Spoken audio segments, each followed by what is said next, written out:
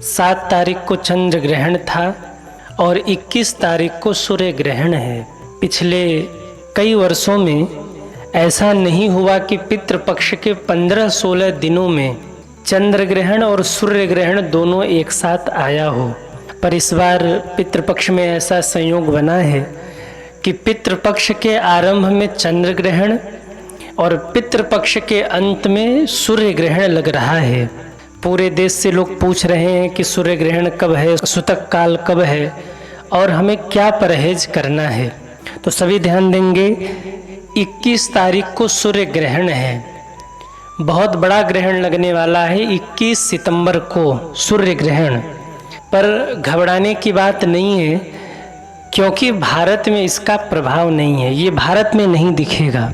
अन्य 7 देशों में ये दिखने वाला है, पर भारत में इसका प्रभाव नहीं है, इसलिए ये चिंताजनक नहीं है। भारत में सूर्य ग्रहण नहीं दिखेगा, सूतक नहीं लगेगा, मंदिर बंद नहीं होंगे, पूजन पाठ भजन साधना जो भी आप कर रहे हैं कुछ बंद नहीं होने वाला, क्योंकि इसका प्रभाव भारत पर नहीं है। 21 तारीख को श्राद्ध अमावस्या भी है, तो कई लोग इस विषय को भी लेकर चिंतित थे कि अगर सूर्य ग्रहण लगता है तो हम कैसे श्राद्ध करेंगे। तो अच्छी बात यह है कि सूर्य ग्रहण तो है पर इसका प्रभाव नहीं है। भारतीय समय के अनुसार अगर हम देखें तो सूर्य ग्रहण का जो समय है, जो अन्य देशों में लग रहा है उसका प्रभाव है, पर भारत में नहीं है। पर भारत में उसका जो समय है वो 21 सितंबर को रात्रि 11 बजे से आरंभ हो रहा है सूर्य ग्रहण।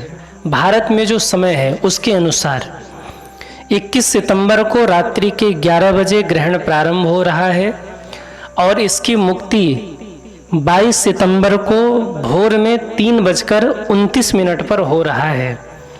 जैसा कि आप सभी जानते हैं कि चंद्र ग्रहण में सूतक 9 घंटे पहले लगता है और सूर्य ग्रहण में सूतक 12 घंटे पहले लगता है।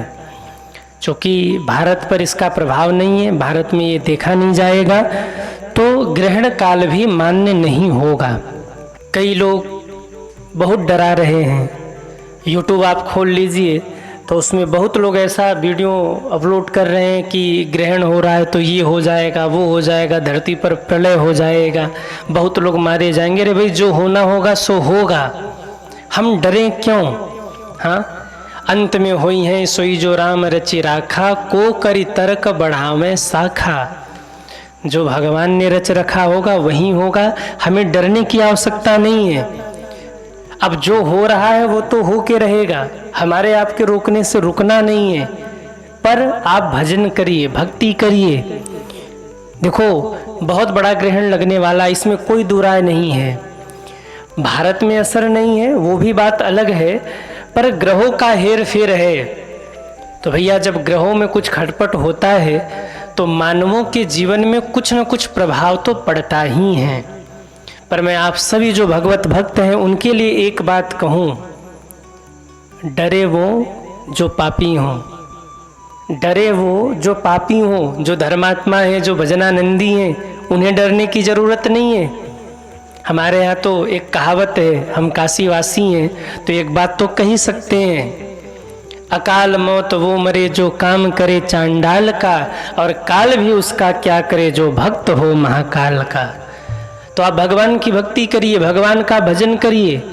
जो होना है वो हो करके रहेगा, पर आप भगवान की भक्ति से, भजन से जुड़ करके रखिए, अपने आप को जोड़ करके रखिए, क्योंकि अंत में भजन ही काम आने वाला है। इस संसार में अनेक बल हैं, धन बल है, जन बल है, मन बल है, तन बल है, ये सारे बल हैं।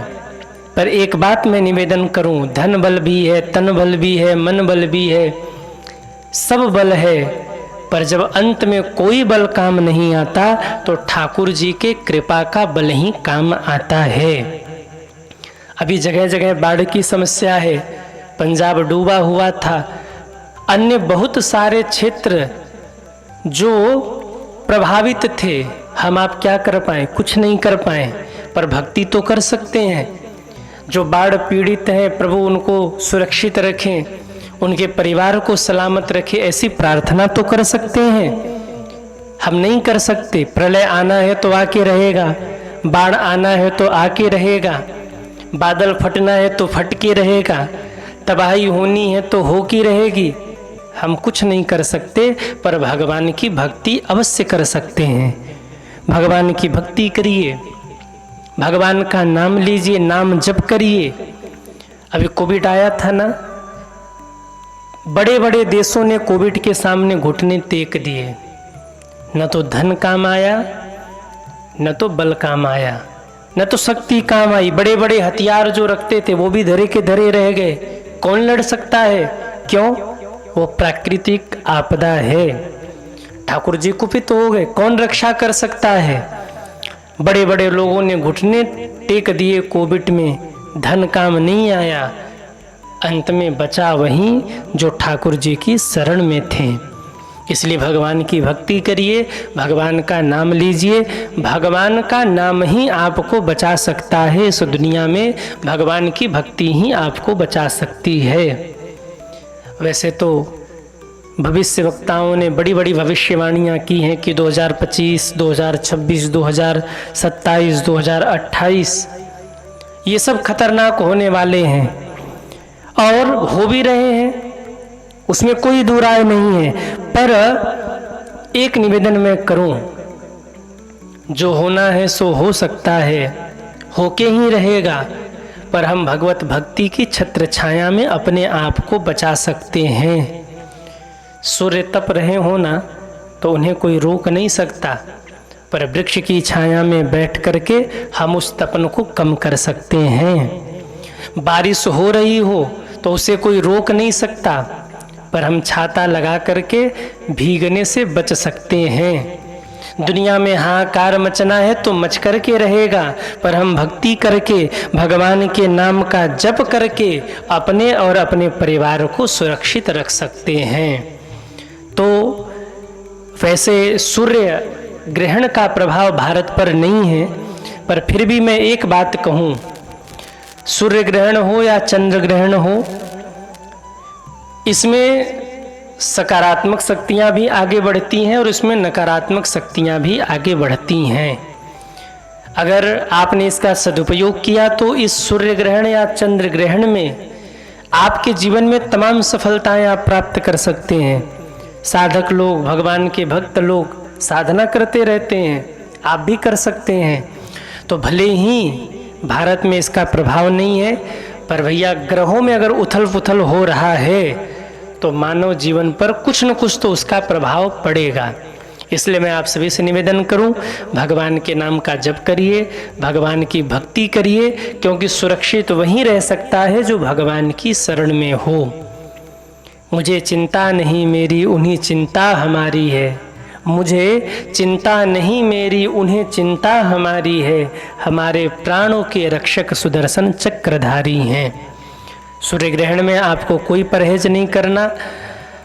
और गर्भवती माताओं के लिए मैं एक निवेदन कर दूं, चूँकि ग्रहों का उलटफेर है, चूँकि ग्रहों का उथल पुथल है, सूर्य ग्रहण लगने वाला है, भले ही प्रभाव न हो, पर जो गर्भवती माताएं हैं वो 12 घंटे पहले यानी दिन के 11 बजे एक कार्य अवश्य कर लें। ठाकुर जी को तुलसी पत्र अर्पित करके वहीं तुलसी पत्र भगवान का नाम लेकर के पा लीजिए और प्रभु से प्रार्थना करिए कि हे प्रभु, हमारे गर्भ में जो शिशु पल रहा है उसकी आप रक्षा करिए। कृष्णाय वासुदेवाय हरहे परमात्मने प्रणतः क्लेशनाशाय गोविंदाय नमो नमः। भगवान से प्रार्थना करें कि जैसे राजा परीक्षित की आपने गर्भ में रक्षा करी, ऐसे हमारे गर्भस्थ शिशु की रक्षा करिए। हम आपकी शरण में हैं, हे नाथ इस शरणागत की रक्षा करिए। ऐसी प्रार्थना करके आप भगवान के चरणों में निवेदन करिए। आपको कोई सावधानी इसके सिवाय और नहीं रखनी है। जैसे आप दिनचर्या निभा रहे हैं वैसे दिनचर्या निभाइए। मंदिर बंद नहीं होंगे, मंदिर बंद नहीं होंगे, पूजा पाठ बंद नहीं होगा। आप सभी जैसे दिनचर्या को निभा रहे हैं वैसे निभाते रहिए।